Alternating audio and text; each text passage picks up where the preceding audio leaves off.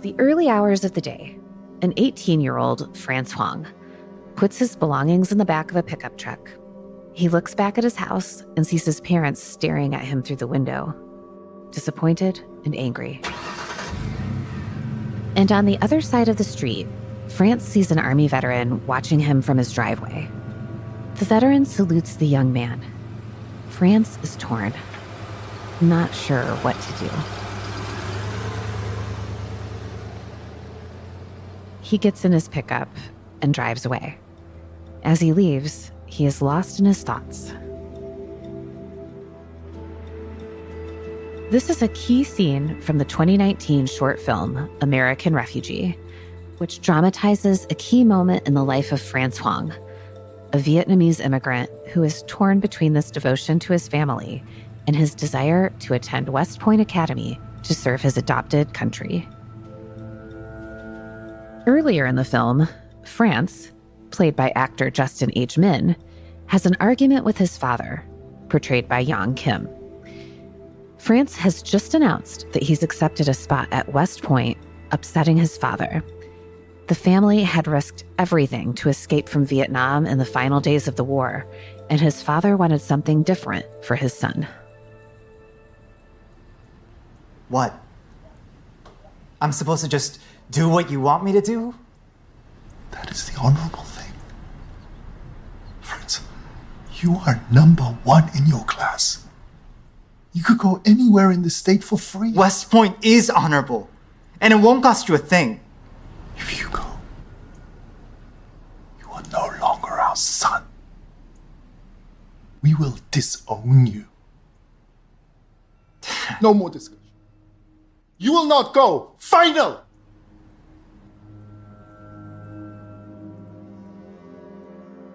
France initially decides he'll stay home, but then he has a conversation with the traumatized Vietnam vet who lives across the street, played by the film's writer, Jack Kennedy. The old soldier has just gifted France his Purple Heart. I didn't know why we were there. And you came along. I watched you grow up. Well, if that whole war were fought just to save you, it was worth it.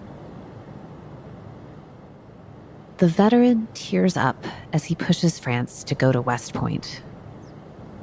You stay. You make it through. And God willing, one day, you'll be able to pay it forward so some other kid can live here in Uncle Sam's sanctuary.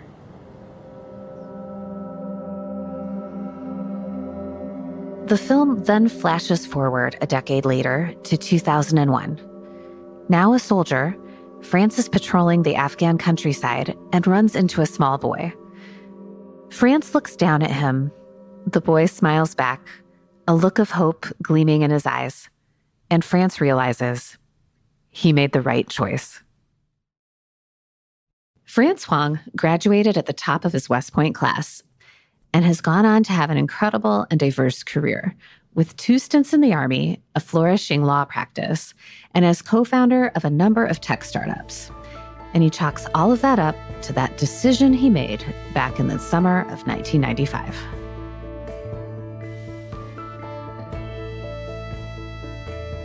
In today's episode, our hosts sit down with France Hoang to discuss the lessons he learned during his Army career, how he believes AI can be used to aid students and teachers around the world.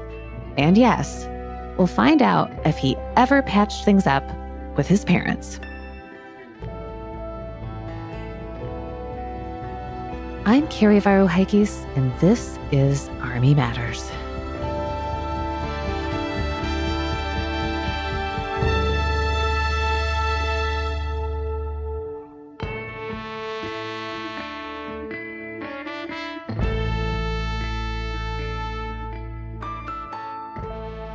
Hello, everyone, and welcome to another episode of Army Matters.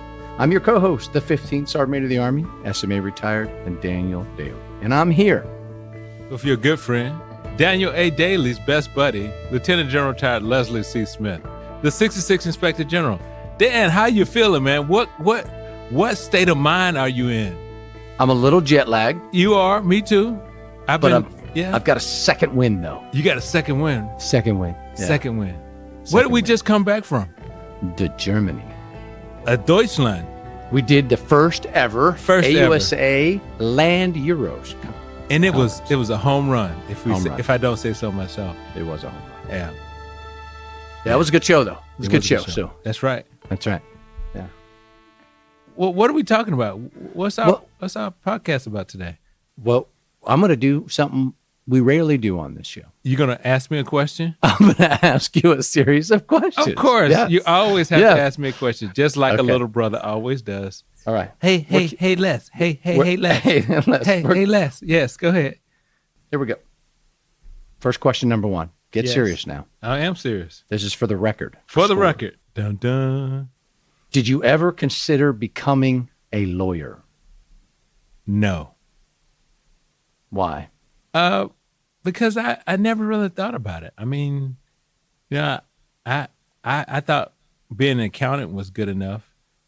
So accounting majors was I mean, was a it skill. never crossed your mind. It was like never No. like maybe never No. an idea or anything. No. Only type of lawyer I probably would be like a intellectual property person or something, like some type of litigator with that type of thing, or a mergers and acquisition guy. I wouldn't be like a defense counsel or a prosecutor. How about you? Criminal law, no. Yeah. That's not you. No. That's not you. How about you? I could see you being a lawyer. Yeah, I'm a debating kind of person. Yes, you are. I am. Yes. I am. A pain in the debate. Yes. Yeah. Yes. So I could see you as being a lawyer. A pain in something, but Yeah. okay. I would say that I probably had considered it. Yeah. What type of Yeah. lawyer do you think you would have become? Oh, I'd definitely have to be one of those high profile Right. trial defense With lawyers. the fancy suits and everything? Yeah. You yeah. can't handle the truth.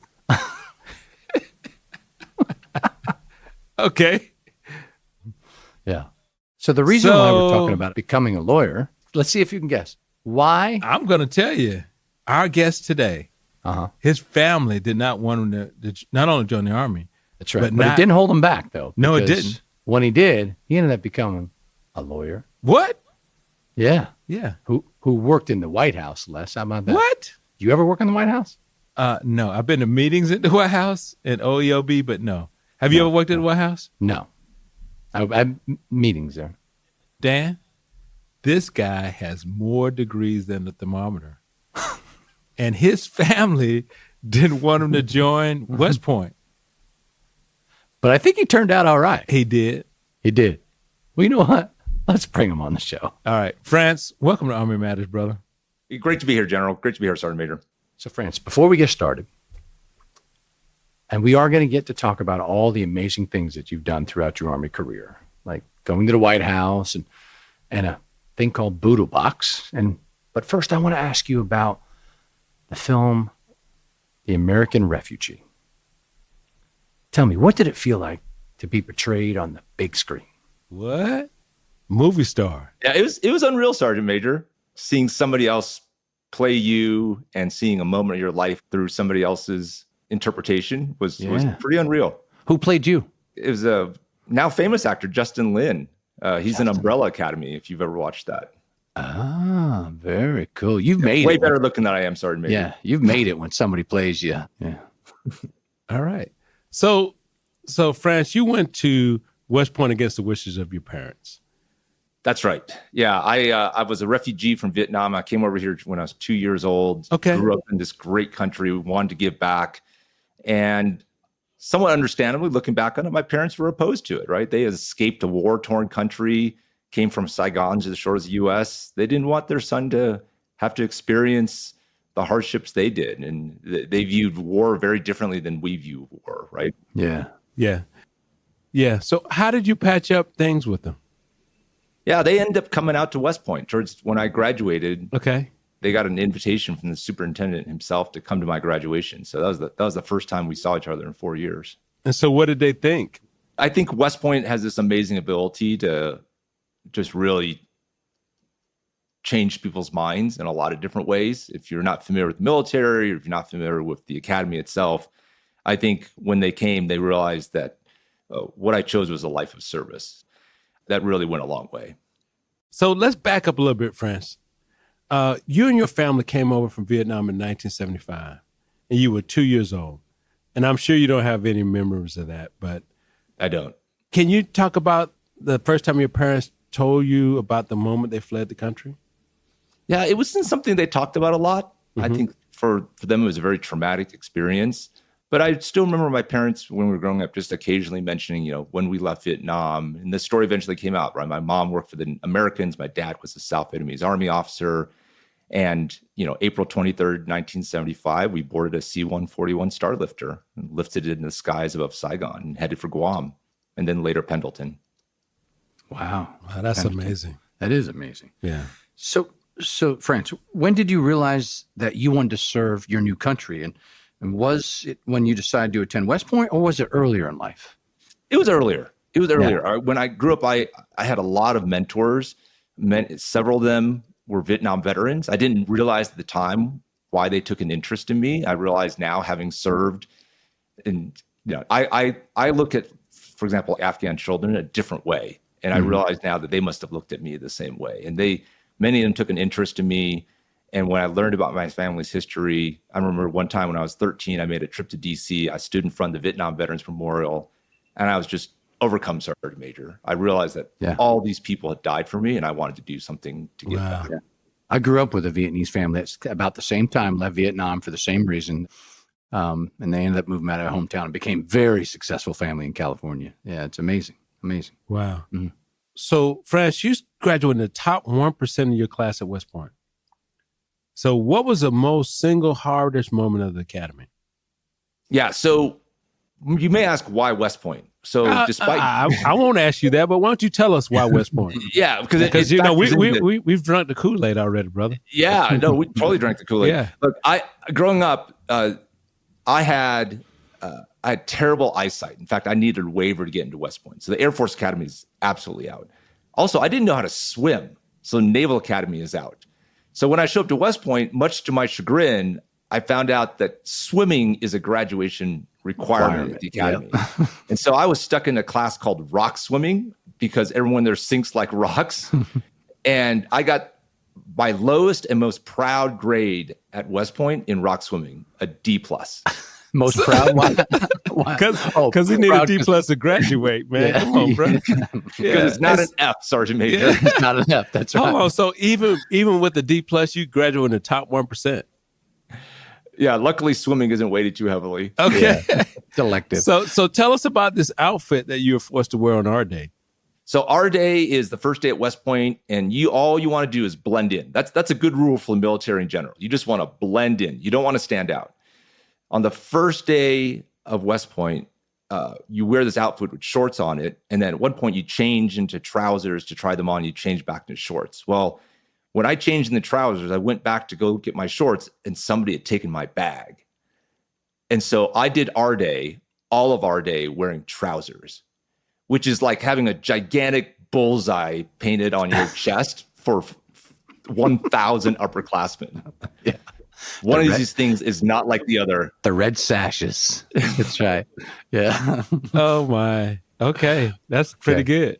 Well, France, you eventually learned how to swim, obviously not very well from the grade you received, and then you went into the Army. And after serving in former Yugoslavia, you became the Deputy Chief of Police and then a SWAT commander at Fort Leavenworth. This is an incredible story. How did you end up in those roles? So one of the great things about the Army, right, is you can do so many different things, even in a short Army career. My first 5 years, I led America's Sons and Daughters as a platoon leader and a peacekeeper in Bosnia. Then I got to be a staff officer helping train the next companies going downrange. Then I got assigned by the Army to Fort Leavenworth, Kansas, where, poof, I'm a Deputy Chief of Police. And part of that job was leading SWAT teams for the Army. And so it was a fantastic experience. Wow. So help us out. What was your basic branch then? And military police. Oh, so, okay. So it was kind of natural. So they didn't pull an infantry guy and throw him in to be a SWAT commander. So although they would do well. Yeah, they would do well. They would do well. But, the Deputy Chief of Police, he was a military police guy. So yeah. So France, you served for 5 years, left to pursue a law career, ended up working at the White House, and then you recommissioned Tell us what led to that. Yeah, I was finishing up my time at the White House, and a friend of mine at the White House, we sat down one day, and he goes, France, I don't know what you're going to be doing after the White House, but I'm in the National Guard, and I'm a Special Forces Company commander. My company's mobilizing in 60 days, and I don't have an executive officer. What do you think? And I was sort of like, what do you think what? And he goes, want to come along? And I was like, man, I put on a uniform in 9 years. I don't have a commission, and I'm not Special Forces. And he just kind of hand waved and goes, we could figure that all out. And so we did. After a 9-year break in service, I got recommissioned as a captain with a few GO sign-offs. I got slotted into a Special Forces captain slot and mobilized with 20th Special Forces Group. Nice. So let me ask you this. So what would you think is the single greatest moment of your, not Army career, but Army careers, because you had 2 of them. Yeah. If you had to pick one, and you can only pick one, because people always go, I can't just pick one. You only get one, because I'm the sergeant major, and that's all you get. Just one. The single greatest moment. Boy, that's a tough one, Sergeant Major. There's so many. So give us 2. How about just give us 2? I think after the second time when I was commissioned, and we were towards the tail end of our deployment, and we'd lost a couple of guys. We'd been through a whole bunch of rough operations, and bunch of my guys, a bunch of these Green Berets. Good, I had really no right to be an XO of a Special Forces company. I'm not, General, Sergeant Major. The Army works a certain way, right? You earn your chops certain ways. I got, an unusual opportunity, and a number of guys that came up to me and said, "We're glad you're here. We're glad you came along. Like, this deployment wouldn't have been the same without you. You made a difference." Hey, so explain to our listeners, what were you guys doing that you can say? Yeah. This is 2009, 2010. The Special Forces company I was a part of mobilized to go to Afghanistan. We were serving right along the Afghanistan-Pakistan border in a province called Khost. This is the, high point of the fighting in Afghanistan in the summer months, which is the toughest time to be there. That's why it was so intense. And so they're, National Guard and regular Army worked hand in hand, especially in special operations world, handing off to and from each other. Yeah, that's awesome. So one final question regarding your Army career, sir. So what was harder to pass, Ranger School or the bar exam? I'd rather take the bar exam 10 times over for the Ranger School again, particularly because I went to Ranger School Sergeant Major with 3 weeks notice. Yeah. And boy, that's tough. Yeah. There's things you can cram for the bar exam. You cannot cram for Ranger School. No, there's no cramming. As a Ranger myself, sir, I would tell you that if it was an annual requalification test, I would just mail my tab back. That's right. Yeah. So wait a minute now. You got a D+ for swimming at West Point, but you have to swim at Ranger School too. So how'd you do there? Yeah. So and not only you have to swim, remember that you have to swim without showing undue fear. That's right. And that was the harder part. Blindfolded off of a high dive. Yeah. Off a high dive with the hat across your back, and you got to go down. Yeah. That's right. It's absolutely terrifying. And I couldn't show the terror. Yeah. Right. And how'd you do? I actually, that one I did not fail the first time. Amazingly enough, that was the one the test I did do. Because you know why, Sergeant Major? Because I was so worried about that, I probably over-prepared. I overcompensated. Yeah. It's the things that one of the things I've learned in life, it's the things you're not worried about that will bite you in the butt. Right. Yeah, right? It's okay to fail. It's not okay to quit.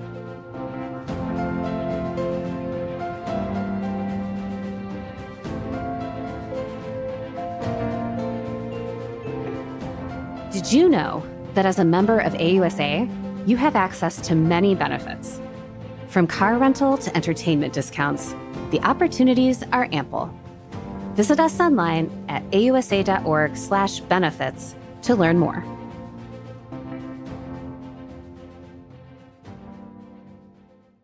The Medal of Honor is the highest military decoration in the United States. This medal is for the men who went down that day. It's for the families of those who didn't make it. Recipients have done the improbable, showing immense bravery and sacrifice in the name of something much bigger than themselves. On Medal of Honor, Stories of Courage, you'll hear about these heroes and what their stories tell us about the nature of bravery. Listen to Medal of Honor wherever you get your podcast.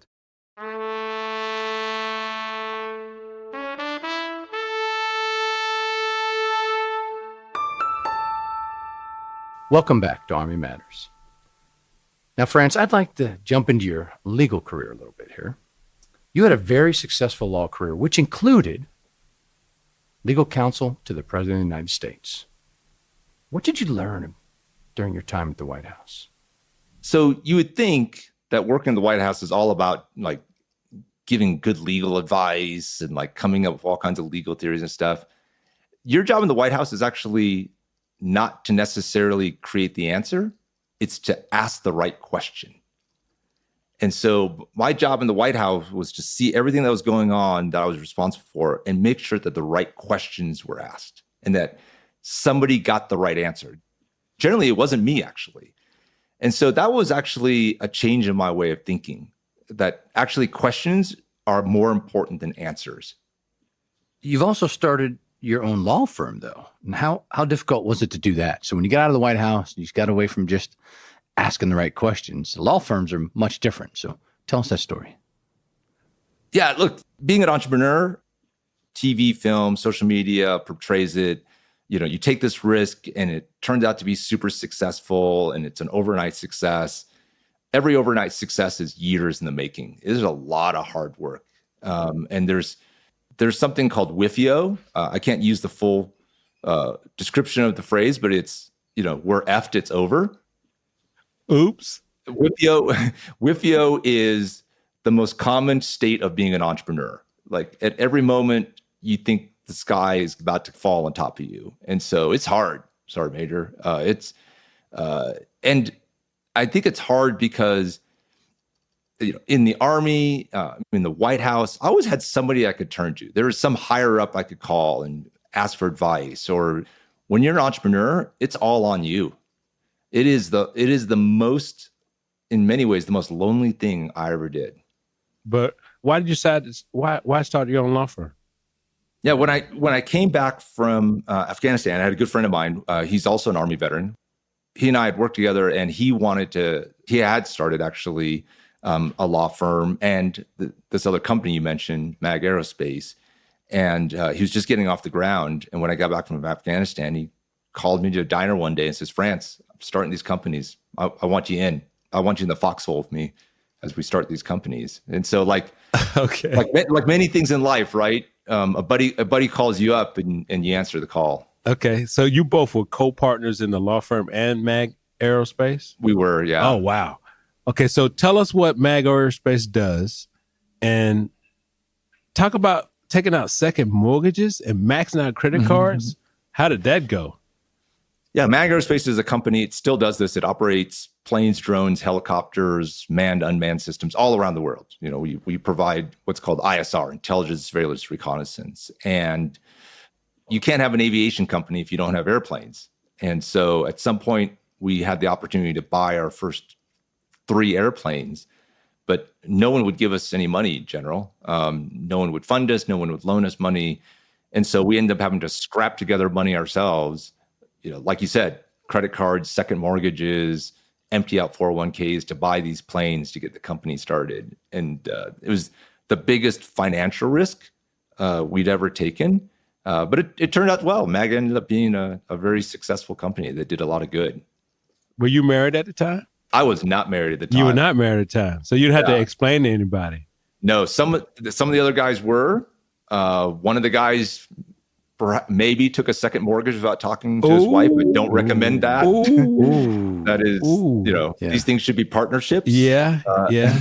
Are you still part of that team or did you sell your interest? I am an advisor. Nice. Nice. Yeah, nice. Yeah. Okay. So now you're also the founder and CEO of BoodleBox, right? So can you tell us, what does that company do and how it uses AI to help us educate people? Yeah, obviously we are undergoing a massive shift right now. AI is permeating through everything. And so it's on steroids. Yeah. we have built a platform, an AI platform, that helps staff, faculty, students, professionals learn how to use AI responsibly and then use it for learning and teaching and work. And it's used by hundreds of colleges and universities and organizations to do just that.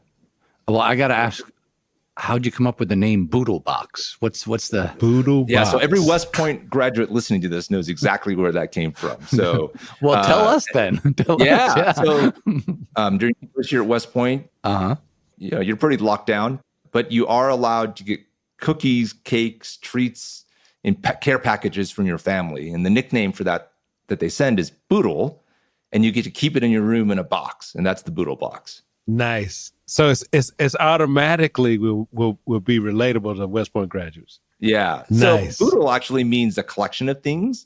And in my mind, right, like we're trying to collect all the best AI in one place and help people learn how to use it. Luckily, so it didn't end up being Pogey Bait. Yeah. Right. That is not a good name for a company. No, but that's the Army translation of the BoodleBox. Right, exactly. Yeah. So let's pull the thread a little bit on that one. So tell us about how it's using AI to help education. Tell us a little bit more. One of the big problems about AI is not everyone has the same access to it. One of the things you find out real quickly when you start using AI is the paid AI is better than the free AI. And in colleges, some students have access to the paid AI because they have money, and other students don't, right? They have to use the free stuff. And so one half of what we do is we enable everyone to get access to the best AI tools. And that equitable access is really important. You can't fight if you don't have the right weapons, right? You can't learn if you don't have the right tools. On the other half of the equation, part of the challenge of teaching, we both have done a lot of teaching and training in our time. It's really important. It's not what comes out of the training, it's what happens during the training, right? It's the process matters more than the product. Well, one thing that AI created was all of a sudden, all the professors could see was the product. They just saw what's coming out of AI. What's important is how the student uses AI. And so our platform, BoodleBox, enables professors to see how students use AI and you make that experience a learning experience. So what excites you the most about AI, and what keeps you up at night about it? Yeah, and I love the way you put that, General, because it does definitely do both.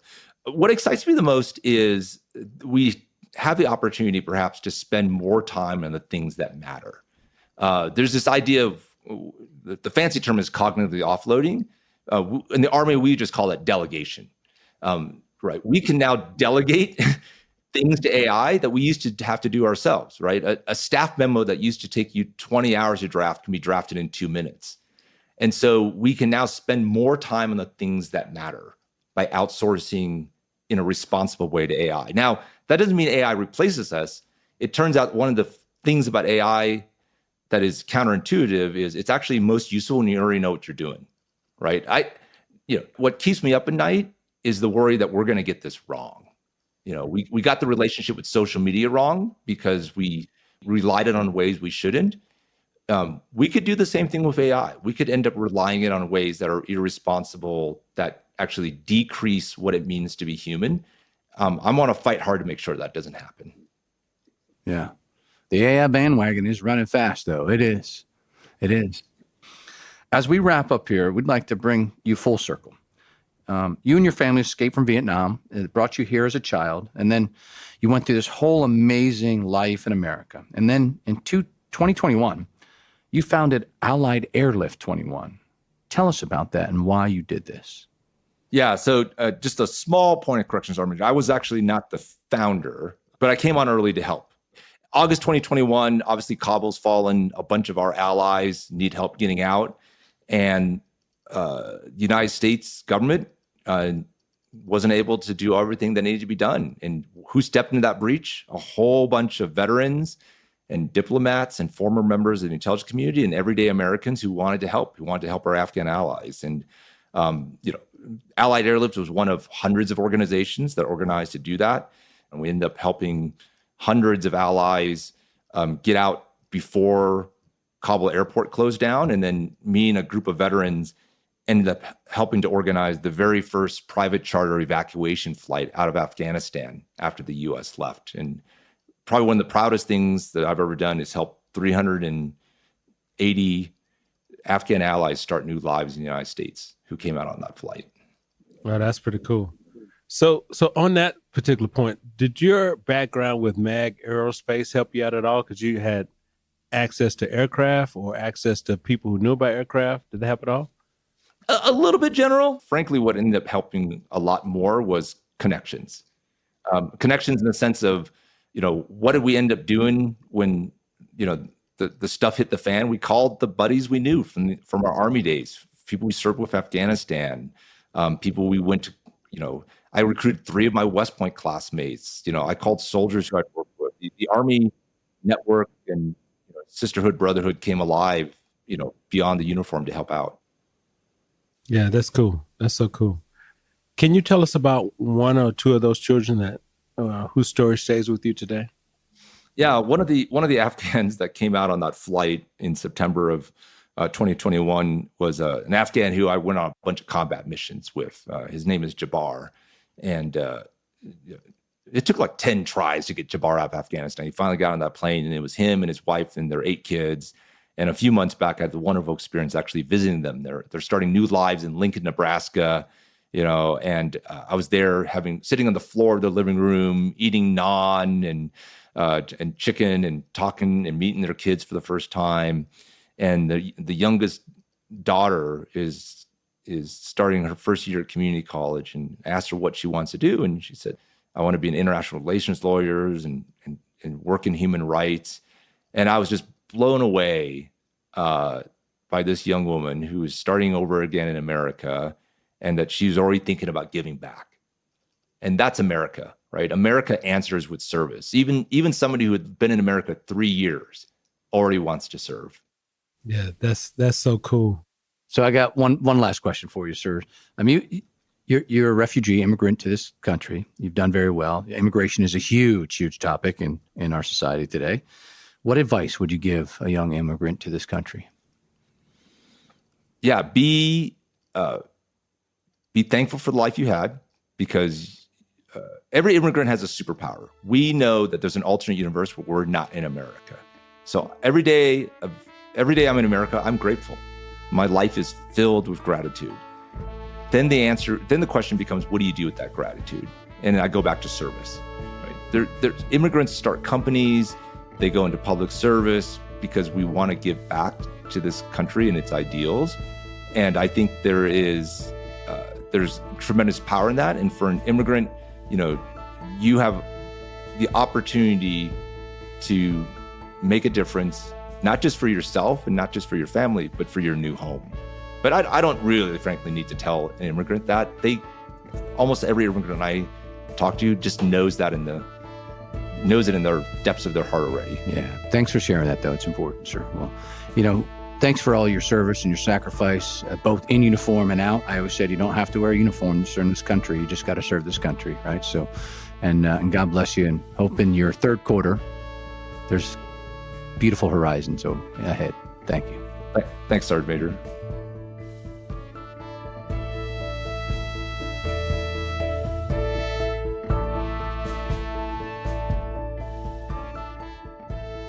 Many of our listeners know that AUSA hosts its annual meeting and exposition every October, attended by our members, top Army officials, and soldiers from armies around the world. Well, in today's chapter spotlight, we focus on our Arsenal of Democracy chapter and a special event they held in conjunction with a different annual industry conference. On April 10th of this year, the chapter hosted its annual member breakfast at the Macomb Community College on the final morning of the Michigan Defense Expo. The event featured fantastic food, along with networking and speeches. The highlight was a keynote address by Brigadier General Ravindra Wagh, the Assistant Adjutant General of the Michigan Army National Guard. His powerful talk discussed the challenges and opportunities shaping the future of national security, while also thanking the chapter for its ongoing support of the National Guard. The event was well attended and enjoyed by all. Kudos to Chapter President Chuck Cocker and the entire chapter for another great event and its continued support of the Army. If you or your chapter would like to be profiled on the show, please email us at podcast@ausa.org.